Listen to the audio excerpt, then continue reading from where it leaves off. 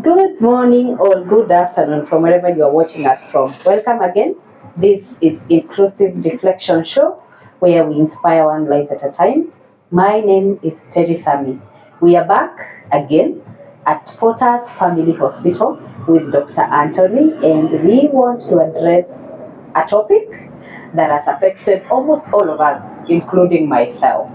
We want to ask you to introduce yourself to our lovely viewers. All right. Thank you very much, Terry, for this opportunity and platform. So, dear viewers, my name is Dr. Anthony. I work, rather I practice at the Potter's Family Hospital in Embu. Potter's Family Hospital is located within Embu County in a marketplace by the name Motondori. Motondori is just a stone throw away distance from Embu town. It's slightly way past the University of Embu and right opposite to the Marvel Hotel.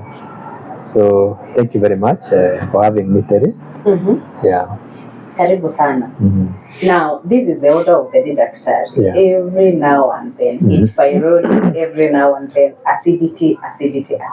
Indeed. And we have decided we want to know what is this acidity. We could be addressing or speaking of something that even we don't understand. And we want to dive into what it is all about. So our dear viewers, today we want to discuss about gastritis, which is, I think, quote unquote, it's acidity. Okay. So tungeomba tu tueleze hey, what is it, because hatujui, tunataka kuelewa from a medical point of view. Right. Si tunajua acidity is caused by stress. Okay. Okay. Thank you once more, Terry.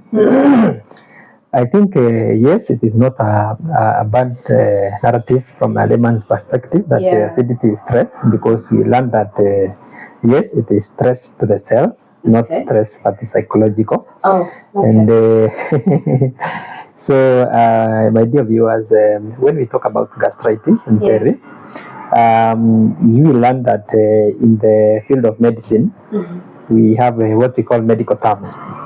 So medical terms were derived from the Latins and the Greeks, okay, and these words were being composed, they had things we call prefixes and suffixes.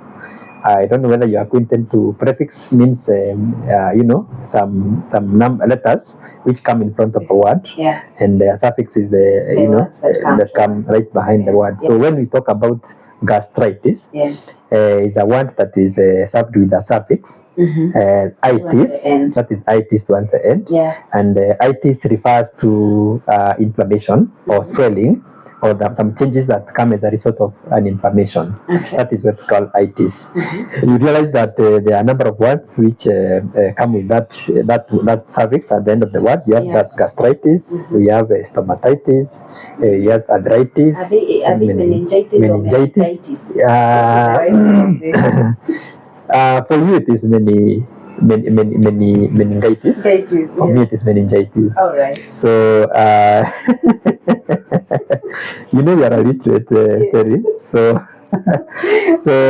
when we talk about gastritis, this basically means inflammation or the changes that happen to the cells within the stomach lining. Okay. And also when we talk about gastritis theory, you'll also learn that it is directly coupled to another condition that we call peptic ulcer disease. And peptic ulcer disease means basically the wounds that form in the stomach and part of the proximal, the beginning part of the small intestine, what we call the duodenum, which we call duodenal ulcer. So peptic ulcer disease is another condition that presents as gastritis, but gastritis is the initial the erosion of the lining of the stomach. So when we talk about when we are discussing organs, we normally, when we study the field of medicine, it is normally saying that we first of all have to learn what is normal, so that we can be able to appreciate what is abnormal. True. So what is normal in the human body is what we will call anatomy, rather the anatomy of rather the structure. During the normal structure of a human body, like the way a person should look like when they don't have a pathology or they don't have a problem. So, and then we have something called physiology. Physiology is the functioning of these normal structures. All right. Then pathology is when these normal structures are functioning abnormally. All right. Why I've taken time to talk about that is because we may be talking about gastritis, and most of what patients have is not actually gastritis, or others have gastritis and they don't know. So when we talk about the anatomy of the human body theory, it is divided in a very small. We have things we call cells, and before cells we have what we call atoms. Okay, which coupled together they form small units which form the human body. They are called cells. Okay. A collection of many cells together normally unites to form something called a tissue. Okay, then a collection of many tissues collects to form something called a system. I mean an organ. A collection of many organs together that are functioning in the same direction, rather that do have the same function, is called a system. So you remember in your biology, you studied about the digestive system. These are organs of the GIT, that is the mouth, the stomach, the food pipe, and so forth, which serve the purpose of digestion. The reproductive tract, system, reproduction, the respiratory system, breathing, and so on. Why I've seen that is because now when we talk about gastritis, is is a blow, or rather is an insult or injury to the cells that line that are lining that are located in the lining of the stomach, all right, that get eroded by various factors or other conditions that directly kill those cells. Okay, and when they are killed, they make the stomach wall vulnerable. Okay. To injury by the injurious agent. So when we talk about gastritis theory, we are talking about problems that will, for those of us that have an experience of slaughtering, it's Christmas theory. People will slaughter chicken, others will slaughter goats. If you check at the inside of the stomach, the lumen of the stomach, the stomach has layers, all right, and it so applies even to human beings. Just that there are some small variations in the human body than those animals. And for the stomach as an organ has layers. I mean, their walls, the wall of the stomach has some number of layers. And the inner part, which is what we call the inner propria, has some mucus. Okay, so this mucus is a coating which helps to prevent the deeper organs of the deeper muscles or deeper portions of the stomach from being destroyed by the injurious agents that get into the stomach, or rather by even autoimmune or rather self-destructive mechanisms that form in the body that usually destroy the stomach. So gastritis is the inflammatory changes that happen to the stomach, which come as a result of overproduction of hydrochloric acid, or rather a lot of digestive acid, which is normally produced by everyone. Like you and I and every other person produces this hydrochloric acid. It has some function in digestion of certain foods within the stomach. So this acid can be overproduced. Once it is overproduced, then it becomes hazardous to the body. Normally, under normal circumstances, whenever an organ overproduces something supposed to produce in a certain amount, then it becomes problematic to that particular organ, and it becomes diseased, or it gets to a state of pathology.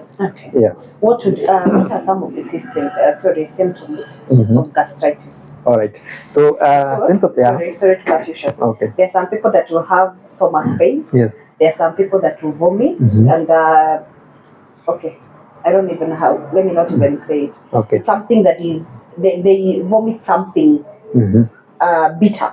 Okay.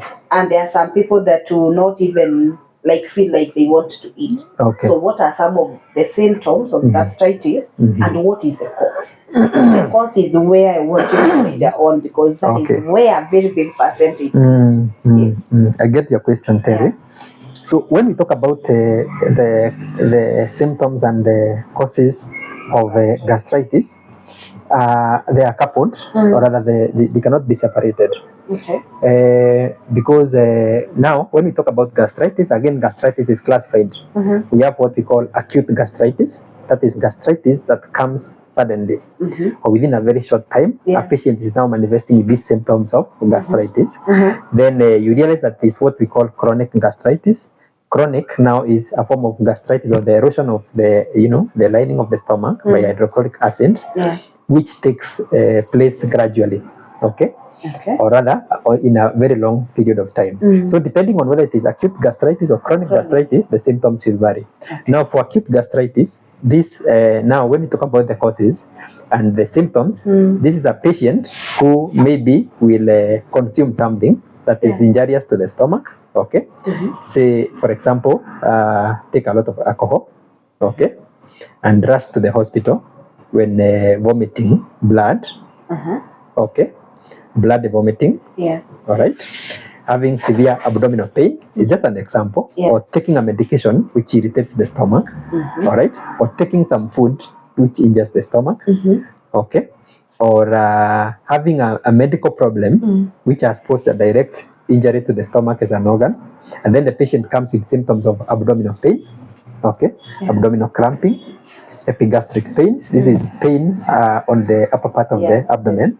All right. And now vomiting. Okay.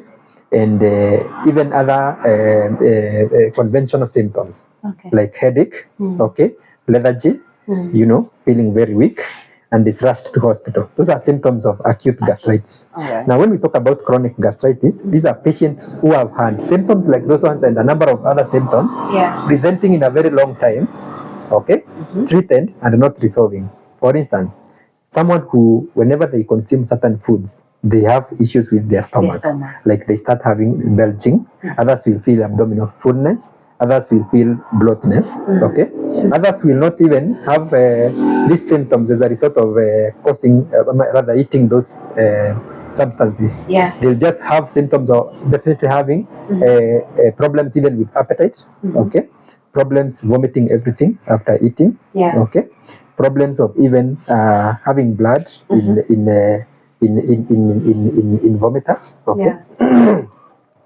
And so on and so forth. Others will have will have what we call bilious vomiting. Vomiting of vomiters that are greenish. Okay. We learned about some form of gastritis which emanates from the liver, and when the liver manufactures bile, it comes to the stomach and it causes some form of irritation. Okay. Those are all forms of chronic gastritis. For patients that have been involved in road accidents, traffic accidents, or rather people who have gone through very difficult delivery or labor. Okay.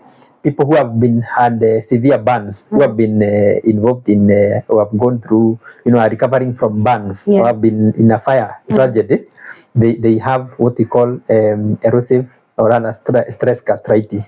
The cells in the stomach that manufacture this hydrochloric acid, which we call the parietal cells, they are prone to manufacture a lot of that hydrochloric acid, and they have chronic gastritis symptoms. They have abdominal symptoms as a result of what they have come along. And then we have things like that. We have people with infections like H. pylori, okay, which will give either acute or chronic gastritis, which is one of the actually the commonest cause of gastritis today. And I think that's why we began by highlighting H. pylori. We will talk about it. And then we have other conditions like that. We have other medical conditions. We have people that are smokers. Okay. We also get stress gastritis. When smoke gets in the lining of the stomach, it slowly destroys those cells that manufacture that mucus. We call them goblet cells. Okay. And other cells that manufacture the mucus that lines the stomach. And we have a patient developing symptoms of chronic gastritis, and so on and so forth. We have other people who abuse medications, like the people who, whenever they have maybe a headache, people with chronic migraines and headaches, or other pains with joints, they keep taking certain over-the-counter medications and other medications given to them in pharmacies, like diclofenac, aspirin, and so on and so forth. They will also develop symptoms of chronic gastritis over time. Wow. Let me ask a question Yeah. before we get to treatment of gastritis. Yeah. What are some of the lifestyle that on daily basis, as either the food that we eat, what are some of the lifestyle that we need to check on to ensure we don't find ourselves in this gastritis thing? All right. Yes. I time and again, Terry, I like to say that when a patient comes to hospital, the most important thing is not to treat what the patient came with, those symptoms. Yeah. The most and the most ideal way to help a patient is to identify the cause of that particular problem. True. So we have patients with the symptoms of gastritis due to, just like you highlighted, lifestyle, habits, which pose a direct implications and dangers to this organ that we are talking about. That's the stomach. Yeah. So when we talk about lifestyle problems that pose direct risks to the stomach lining, we are talking about people that, like now it's December, people that take a lot of alcohol. Okay, and it's worth noting, Terry, that when we talk about alcohol, a lot of alcohol is the alcohol that you consume in small bits almost every day of the week in small bits, or alcohol that you take a lot of it very regularly, very very occasionally. Okay, so the former will give you symptoms of chronic gastritis. The latter will give you symptoms of acute gastritis. Okay.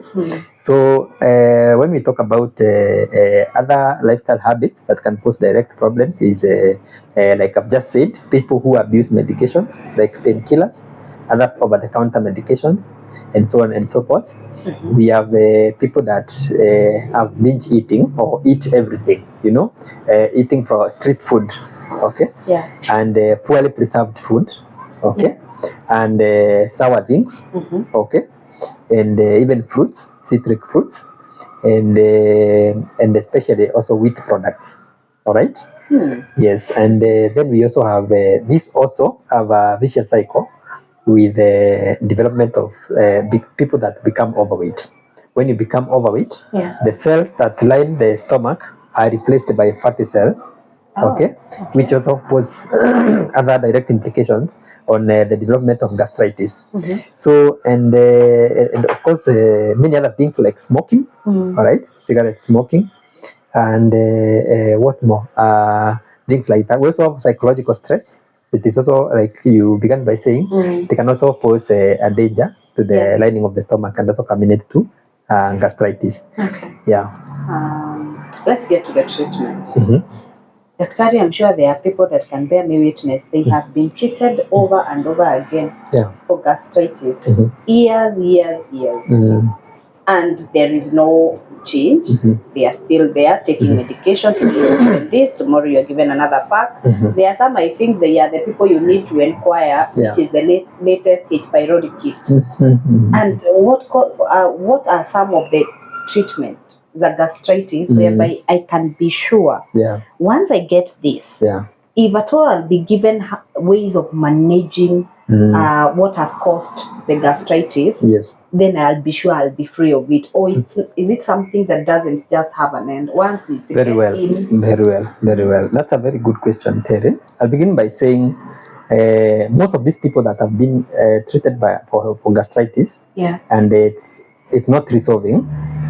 One, they either have a problem that has gone and misdiagnosed. They have a problem that they are told it is H. pylori that's bothering them, and it's not really H. pylori. Number two, they could be having lifestyle problems that also encourage the growth of that bacteria. All right. And number three, we also have patients which have been treated wrongly or have wrong treatment, treatment prescribed to them. So it's worth to note that H. pylori, or rather what we call H. pylori, is a bacteria. It's called Helicobacter pylori.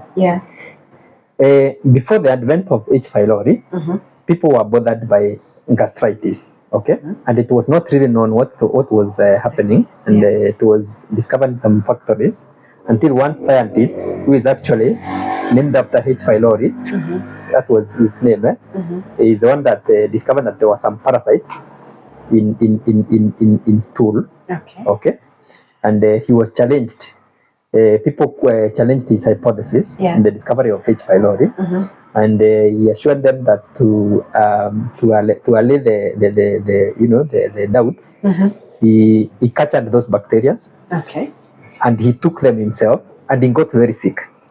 Wow. All right. Okay. So after he fell sick, then he did some prescription of the combination of the drugs we normally have in the H. pylori kit, that's the kit. Yeah. And he was cured, and then he was given a Nobel Prize for the discovery of H. pylori. So H. pylori, and this is, I think, is by extension very important for the viewer, because people are truly like you are mentioning, people are being bothered by this thing. H. pylori, like I've said, we have one. You can have a lifestyle, my dear viewer, that is posing a direct risk for the bacteria not dying despite treatment. Okay. Or number two, you might have developed what we call, I began by calling peptic ulcer disease. People that have gastritis, some of them have been told in various places that they have ulcers. Okay. Or they have, now an ulcer is not gastritis. I was about to ask that question. Is it not the same thing? Thanks to me, I'm going to simplify it for you. Okay. So an ulcer is a wound. Like the way you'll have an ulcer on your foot, an ulcer on your skin, on your hand, you can have an ulcer anywhere. Okay. All right. So an ulcer is a wound that forms in the lining, like the way you have the mucus of the lining of the stomach. It can be burrowed, okay, and form a wound. That is an ulcer. All right. Most people don't have ulcers. Even if you do an imaging modality of their in the internal part of the stomach, you not find those ulcers. Okay. But now there are people who have developed ulcers, okay, and then this ulcer goes untreated, but H. pylori has been completely eradicated. Okay. Now, what happens when H. pylori gets into, and it's very difficult to avoid H. pylori. In fact, most of us have H. pylori, but it is not an infection. It is just a bacteria that is there, but there is no risk that there are no risk factors for it to pose danger to some of us. All right? Okay. It's like TB. Most people have TB. If you travel in matatus, if you go to church, if you go to social gatherings, highest chances are you might have gotten the TB bacteria, but your body is still competent to manage to counter, or rather to contain that bacteria. All right. This is the same thing with H. pylori. There are various hypotheses that H. pylori is found in food, and if you also share utensils in hotels, which you and I do very regularly, then you might have consumed that bacteria. But if your stomach is not vulnerable, you're not taking those things that we talked about. You're not having binge eating. Your stomach anatomy is very suitable, to function normally for the digestive purposes. Then even if you get this bacteria, it's not going to thrive. Now, people with ulcers, they have developed wounds, okay, and then you go to hospital, we do a stool check on you, we find that you have a bacteria. This is H. pylori bacteria. It is treated with the kit within 14 days, and then the ulcer is not treated. What will happen? You still get the bacteria, and the bacteria will find a place to thrive, which is the ulcer, because it burrows itself in that wound. So the best way and the best modality to manage H. pylori completely, number one, is preventive. Number two is to target it with the right medication. What do I mean? Many times, like for me, I normally prescribe H. pylori kits for patients for just a week, because this H. pylori kit is just a discovery that this bacteria is very resistant to treatment, and it has to be managed. Having 2 antibiotics which target it in different ways. Antibiotics are kill bacteria in various ways. Others kill the bacteria, others make the bacteria not able to thrive. Okay. Some of them affect the cell walls of bacteria, the cell membranes, the synthesis of proteins in the bacterial wall, the bacterial cell, and so on and so forth. So once you take this kit, it's normally sufficient to kill the bacteria. But upon treatment of this bacteria, there ought to be another medication that you should take, okay, for a minimum of 30 days to 42 days. Okay? Which now manages the ulcer if there was any ulcer in the first place. And as you do that, you also ought to do some lifestyle changes. Okay? And if you don't mind, because it's part of treatment, allow me to talk about it. No problem. So that we don't go back there, we don't confuse our viewer. Okay. So if you have been treated for H. pylori severally and it's not resolving, remember gastritis, we present with other things. Like I said, we have peptic ulcer disease, which is now development of these wounds. In the stomach and also in the lower part of the beginning part of the small intestine. That is one of them. Number two, you can have gastritis and have things we call GERD. In fact, most people have GERD, which is gastroesophageal reflux disease. What will happen when the stomach now overbuilds or rather overproduces hydrochloric acid? This acid creates some form of pressure, in the stomach. This pressure is exerted on an organ just above the stomach called a cardiac sphincter. A cardiac sphincter is a small valve, a one-way valve, which opens when you're swallowing food and it closes. Okay, it's like the heart valves. You know, the food gets in the stomach, it closes, it prevents food from going back to the food pipe. So when this acid builds in the stomach, it burns, sort of irritates the cardiac sphincter, those valves. Then they open up when you go to bed. Like there are people who, you know, they just belch food. You know, they also digest food. They feel some food contents coming to the mouth, and they're having funny symptoms, which are not the ones we highlighted. Like we have people who feel bitterness in the mouth.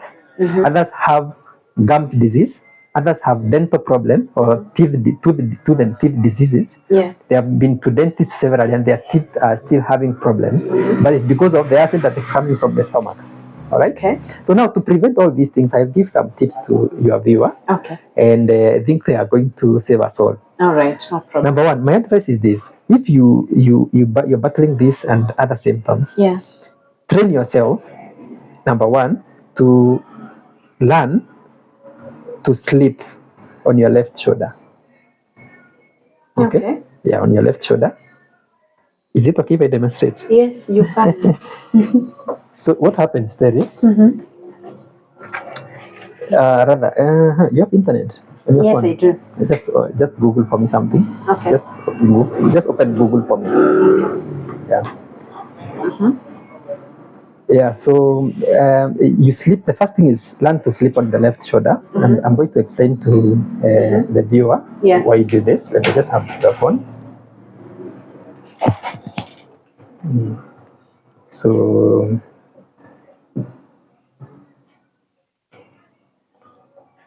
So the digestive system of a normal human being theory, which we actually studied in high school, looks more or less of something like this. I don't know whether you can be able to see it. Yes. So let's imagine this is me. Now this is me. The human body looks like this. This is the digestive system of a human being. So when you swallow food through the mouth, it goes through the esophagus, then into to the stomach through the cardiac sphincter. Then it leaves the stomach. It leaves the stomach. It leaves the stomach through the duodenum. Into the ileum. And then it goes. This is the small intestine. And then it joins the large intestine right here. We have the appendix, the ascending colon, the transverse colon, the descending colon, the sigmoid colon, the rectum, and the anus. That's the way food normally goes. So of interest though, we are talking about food coming into. Note that the stomach of each and every one of us is normally located to the left. Okay. So the stomach lies on the left side, so that if I was to pierce you with a knife on your right side of the abdomen, I'm not going to find the stomach. I'll find the liver. Okay. This is the liver and this is the stomach. So once you swallow food, it sits on the stomach on the left because the stomach sort of lies here. We call it the stomach bed. Okay. Now, if you are used to taking a lot of food at night, and you go to bed right immediately, and you sleep. Let's now imagine this is me, right? So this is my right shoulder, and this is my left shoulder. Okay. What happens when you used to sleeping? But most people actually sleep on their right shoulders. You and I and most other people sleep on the right shoulder. So when you you happen to sleep on the right like this, so the stomach faces down. Can you see that? So this acid sort of burns the cardiac sphincter. Okay, and then it ascends upwards, coming to the mouth. And whenever the cardiac sphincter becomes, its integrity is lost, you'll always, as a patient, have these symptoms of reflux and gastritis. But if you happen to learn now how to sleep on the left, the stomach sort of faces upwards, so food contents don't go up. I don't know whether you get the narrative. Yes. Yeah. So this is why patients, rather we advise people, you have such like symptoms, learn to sleep on your left shoulder. That's number one take home message. And it works wonders for most people. All right. Number two, I advise my clients to learn to incline their beds. Like if you're that person that sleeps on a flat surface, you don't like to have a pillow, you definitely have a challenge. You live this kind of a condition. So when you talk about inclining a bed, you're not talking about using a pillow on your head. You're talking about, if this is your mattress, you put pillows below the mattress on the upper part, so that your bed looks like this laptop. You get the point?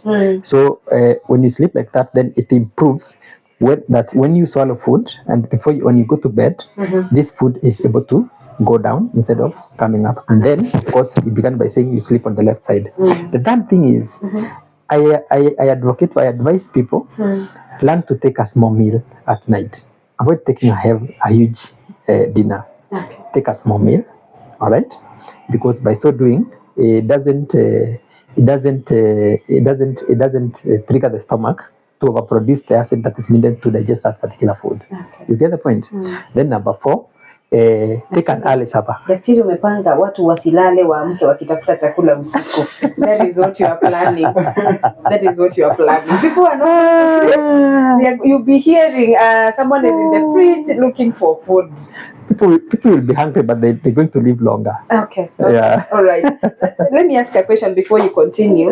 There's this narrative of you like eat early before you go to bed. Don't eat and go to bed. What is the interval? Like how early am I supposed to eat? 2 hours thereafter. 2 hours. Yes. So once you eat, you borrow time. Say about 2 hours. Yeah. This means this problem also, actually, you're going to realize it relates closely with people that are busy like you and me, and people that work overtime. Okay. And the only meal they have is dinner. Yes. At a very late hour. Yes. There's no way, my dear viewer, you're going to run away from H. pylori and such like conditions. Okay. If you don't battle that problem. Yeah. And remember, your health matters the most to you. Yeah. So, if possible, and advise people, you can consider having an early supper, okay, and so that by the time you have 2 hours, food is more or less of now transiting to the small intestine through the duodenum. Then, importantly also, I'll advise my viewers to, if possible, avoid food that are spent overnight. Okay, overnight meals. They also are a direct, they are a direct trigger to this condition. Then also, if possible, you can consider not having very huge meals even during the day. You can take small meals at regular intervals, especially for those people that are being affected by this particular condition. Yeah. And also avoid cold meals unless they are fruits. Oh. Fruits. Yes. Avoid cold food. Okay. Yeah, unless you're talking about fruits. Avoid cold foods. And of course, avoid much of citric fruits like oranges and so on and so forth. Much of what you need from a fruit is just a small fraction of the fruit. Yeah. You don't need to take fruits in. And then importantly also, and very important to note that there are people that don't take alcohol and they're burdened by H. pylori, but they take carbonated drinks. Oh. The likes of sodas, Minute Maids, and so on and so forth. And sorry to mention, but yes, it is what it is. Those things actually have direct implications on development of this, whatever you're calling H. pylori and other forms of gastritis. Okay. Yeah. There's a place I had seen that let me as we finish. Yeah. What are ways that we can use to manage our stress levels in a way that it is going to reduce the gas that is produced within our stomach. Mm-hmm. In case, there is a way people are not like able to get hold of their minds when they are going through something. Mm-hmm. We are talking of a season or a period whereby right now economically things are hard. Mm-hmm. We have companies closing, people are losing jobs, businesses are not working. Mm-hmm. How do we manage our stress levels to avoid gastritis? Okay. Yeah. Number one, there are a number of ways that you can alleviate your stress levels. Yeah. And one of them is dealing with your stressor. Okay. Okay. And dealing with your stressor now, that cuts across a very wide topic because people are stressed by various things. And they need to be dealt with in a very unique way. Why am I saying this? We may advise people on how to to manage stress. Yeah. But the stressor is still there. You get the point? Yeah. And this time, the stressor can be, it might actually be the stressor to yourself. Yeah. Does that add up? Yeah. Does. So when we talk about management of stress, I'll advise people to exercise, take water, all right, regularly, and importantly also, when you take water, you don't take a lot of water at a go. You take small bouts of water within the day. You break it down, you distribute it.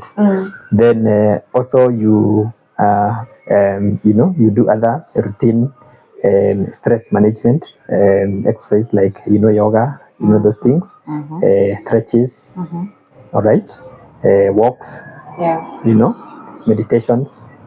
You get counseling sessions. You can get a counselor. Say behavioral therapy. Okay.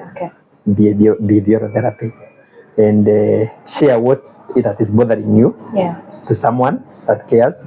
Because in life, I normally say life is a school, and along my life, I've learned that one of those ways you can solve your problem, be having problems that are bothering you, and you feel it's a big elephant in the house, but there's someone who looks at it like a drop in the ocean, or rather a very small problem, a very small issue that they can be able to troubleshoot. Share your issues with some people, because people have gone through some of the things you're going through, and they have been able to get solutions to that you might be lacking. Yeah. Wow. For me, I started going to the gym. And I thank God, because when I started going to the gym, I thought I'm doing it because I needed to lose weight, which is true, I needed to lose weight. But with time, I realized my 1 hour to the gym, by the time I get out of that door, you are relaxed. I'm not remembering anything. So I start, if at all it was a job issues, I'll have to sit down and recall what was the issue. I get the point. The moment I realized that, the time, trust you me, I go to the gym every day. Oh, really? And I have learned to, the other thing I personally hate to every day at a time. I normally say this. Things will happen in your life, things that you have control and things that you don't have control. Please learn to understand yourself, learn to handle the things that are within your control. The one that you don't have control, this is even where faith comes in. Hand them over to God. The Bible says we cast our burdens to Him because He cares. Pay attention to your symptoms. Let me tell you what happens as I finish. I used to have acidity. Tukasumbuana, I can't eat beans, I can't eat what? One day I woke up and asked myself, what am I gaining by thinking too much about things that are without my system? And I told myself, from today, me and acidity, we are just, we can't sit in the same room. One had to excuse the other. Someone might not believe it, but that marked the end of me and acid. I remember the following day I bought coffee, and I'm a very big partaker of coffee and lemons. And I went home after the gym and I took them and I waited. And that became the routine. 2 years down the line. Acidity and myself, I did not get anyone's medication, but trust you me, I see a lot what gets to my system. Even if things looks like there are things that needs to stress me and there are things I don't have control over, Daktari, I think behavioral approach on my side has worked magic.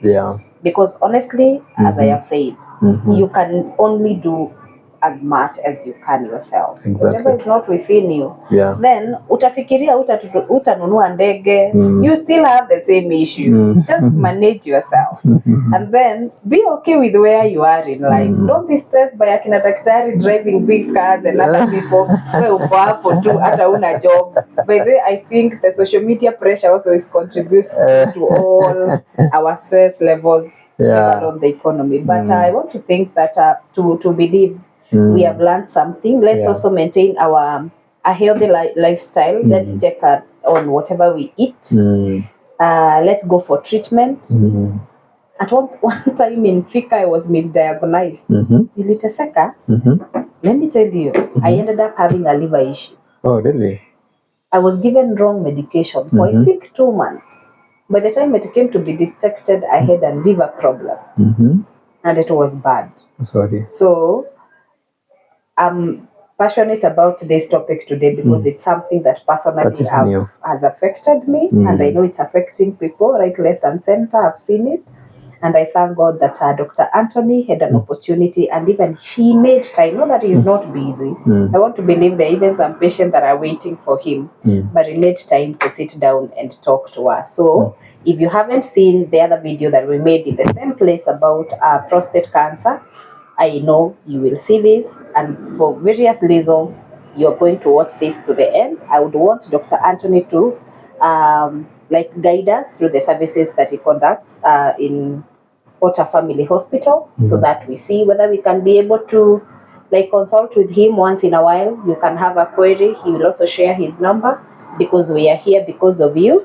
We are here to reflect together. We are here to find solutions to the things that bother us on daily basis. So, Daktari, kindly tell us about Potter's Hospital, whether you have another facility somewhere else, or there's another one that we're expecting, and also share your numbers to our viewers. I believe they can reach out to you for help. For real. Yeah.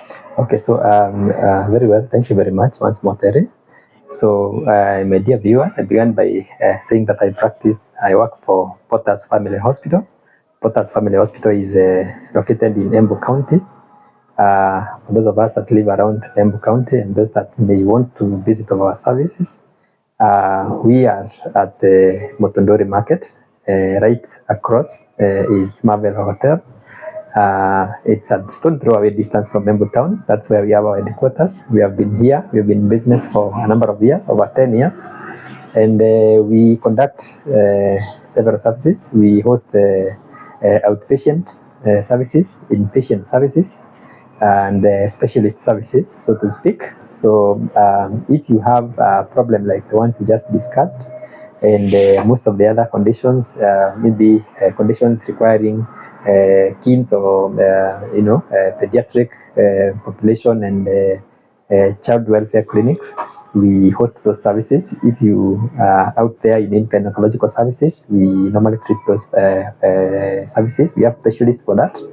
If you need dental services, if you need optical services, could you be in need of maternity services? Could you be in need of surgical procedures? We host a theater. We have a theater that does all manner of operations, even conducts cesarean sections for our ladies, and so on and so forth. We also have other contemporary services like ambulance services. We also have a branch upcoming. It's within Embu Town. For those that live around Embu, we have, you may be acquainted with Boma Hotel. Right below Boma Hotel, there is a hospital upcoming right there. It's Potter's Family Hospital. That will be our town clinic. We are accredited to and partner with SHA, which is the new fund, insurance fund, the government fund. We accept a number of other private insurances. You may want to visit our reception and our various outlets to learn about this and other services. So feel very welcome. We normally are very passionate in what we do, and you may be assured and that I hope I've given you a good piece of the cake, and I'll be more than willing to see you. In case you need some private consultancy, or rather you wish to call me and book an appointment, it's okay if I give you my private contact. My number is 0711 178 580. That is 0711 178 580. Thank you very much, Terry. Well, we have come to the end of our show today. We want to take this opportunity to thank you for subscribing to our channel, for watching our videos. This is our request. When you see this video, you know someone that is struggling with the gastritis, you know someone that is struggling with any other medical condition. We have Dr. Anthony shares this number. Please feel free to write it down. Tell them we saw him in your show, you saw him in this show, and I'm sure he's going to be of help. And until next time, if you have not subscribed, we still urge you to subscribe to our channel. We keep on doing this because this is where our heart lies. We are so much determined on helping the community, bringing the information right to your phones where you are. So don't hesitate to continue to give us your support because we need it, and we will continue to do our best. So until next time, I'm your host, Terry Sami. Thank you, and God bless you.